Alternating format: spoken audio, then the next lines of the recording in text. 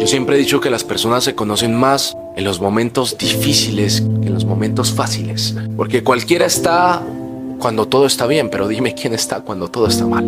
Cuando tu vida financiera va en picada, cuando los problemas solo aumentan, cuando pierdes a algún familiar, cuando los diagnósticos y las malas noticias llegan. Dime, ¿quién está dispuesto a soportar tu caos? ¿Quién está o quién estaría dispuesto a demostrar que te ama, quedándose ahí en ese infierno que no es de él, que no es de ella? Muy pocas personas, ¿cierto? Entonces podríamos decir que el amor se demuestra más en lo malo y en lo bueno. Porque no todas las personas están dispuestas a quedarse sabiendo que les es más saludable irse. Así que valdría la pena implementar estas conversaciones con las personas que más amas.